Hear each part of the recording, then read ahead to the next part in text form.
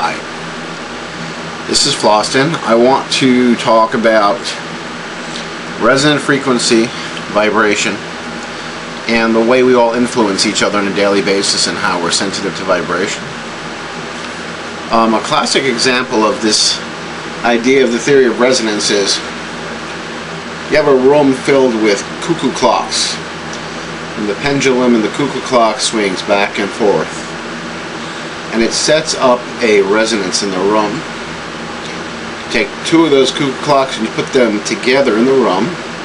Come back a few hours later, both cuckoo clocks will be syncopating at the same frequency. The pendulums will be swinging in time with one another, and they'll be ticking and talking at the same time. If you have a room full of clocks, like you're in a clock shop, and you introduce one or two new clocks that have a mechanical movement, usually within a day or two, the new clocks that have been introduced to the room will also be syncopating back and forth together with the other clocks in the room. This is also true of human beings. Often as I was growing up, I was told that if I hang out with good people, that it was better for me, but it was never explained why. And somewhere along the way, I discovered that if I am with people that have good feelings, good moral characters, have good thought processes, I'm going to resonate eventually with them as long as I continue to associate with them and pick up those qualities. And the same thing is true if I hang out with mafia types or gangster types, and I have been around mafia types and gangster types, and I have to tell you, you do become one of them. Not because you're a bad person, not because of their influence. It has a lot to do with resonance. It has a lot to do with where you live and being exposed to these people on a daily basis.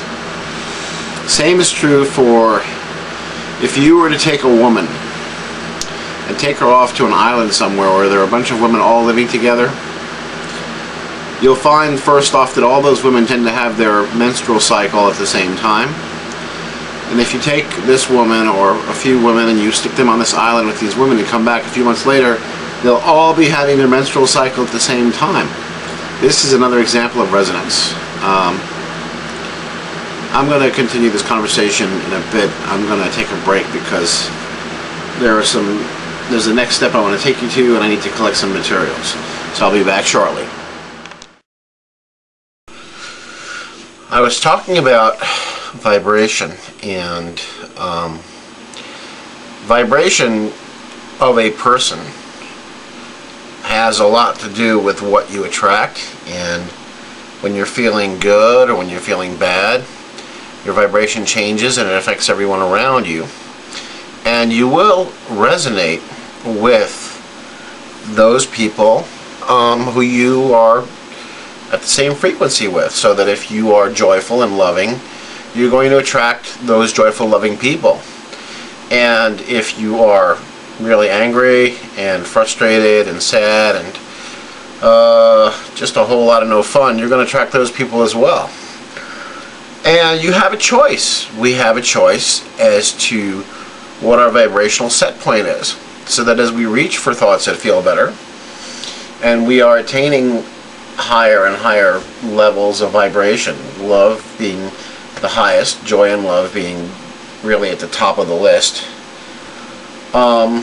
we connect with Source. We connect with the larger part of us, our inner being, our God self. We connect with the Christ part of ourselves, or with God. And as people practice and learn how to control and maintain their vibration, and they gather in groups and they start sending that energy out to other people, they literally lift the vibration of the planet, because as they're resonating and vibrating at a much higher frequency, they bring everybody else into that resonance with them. So for instance, the Dalai Lama, who lives in, or used to live in Tibet, Tibet is known as the ceiling of the world, and there is a place there called Shambhala. Shambhala maintains an extremely high vibration. And the purpose of Shambhala is to maintain the spiritual sealing of the world. So the monks that live there actually generate this love energy that allows people to come up to that level if they are so inclined. And I'll break at this point and continue this conversation in the next segment.